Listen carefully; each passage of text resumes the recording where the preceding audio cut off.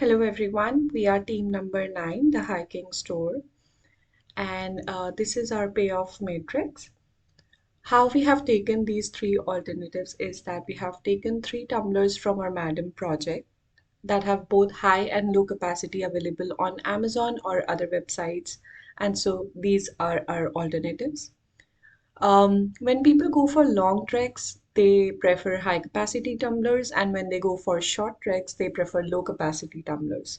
So these two are the states of nature that we have taken long treks and short treks. We have not taken the Stanley Quencher H2O soft matte collection, which was amongst the top three alternatives from our Madam, because the smaller capacity tumbler in this particular brand for this particular model was not available. So we have instead taken the first two best alternatives from Madam and then the fourth one. Next, we apply the optimistic approach. So optimistic approach is the maximums of the maximum.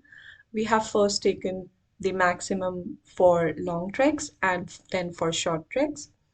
So then we again take the maximum of this maximum, so which is 45, and 45 is the Stanley Quencher H2O flow state. So this is our answer for the optimistic approach.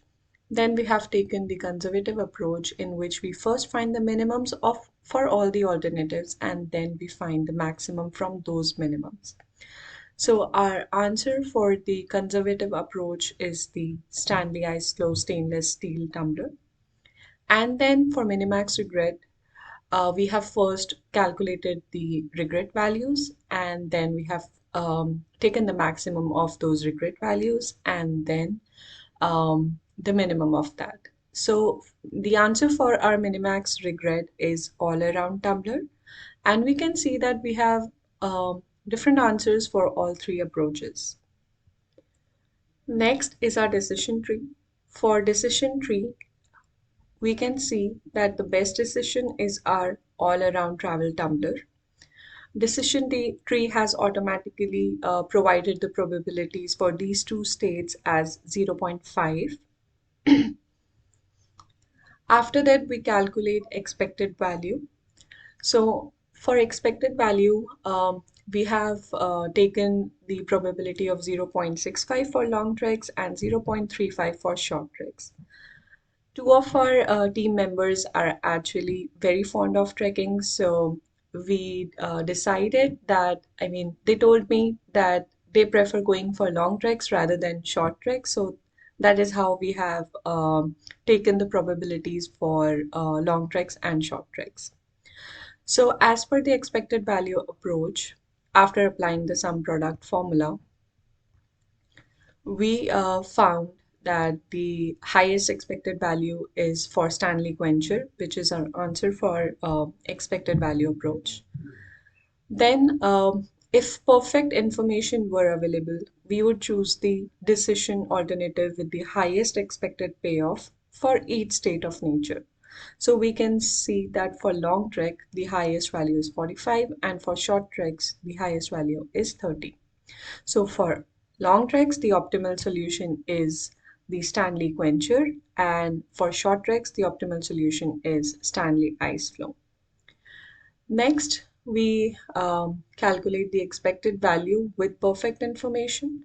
So to calculate that, we multiply the probabilities with the maximum values of these. That is what we have done here. Then next, the expected value without perfect information is the same as expected value, which we calculated here. So the expected value without perfect information is 36.25.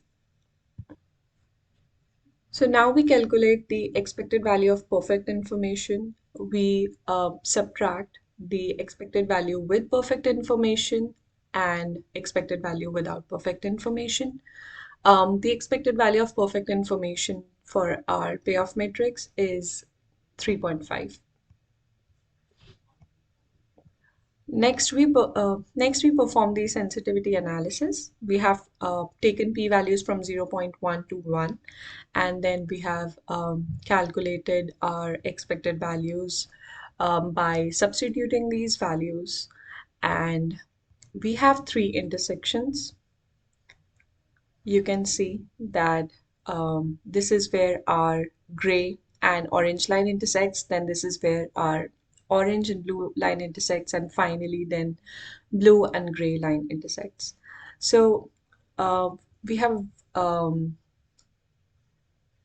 calculated the p-values for line intersections.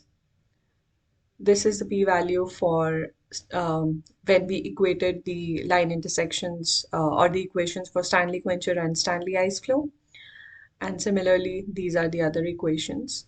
So after finding out the p-values, we can clearly say, we can see it from the graph as well, that when p is less than 0.293, the optimal solution is Stanley ice flow, which is evident from the graph.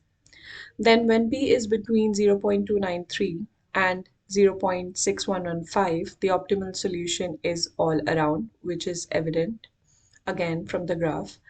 And then when p is greater than 0.6115, the optimal solution is Stanley quencher. That's all. Thank you. I hope you liked the video.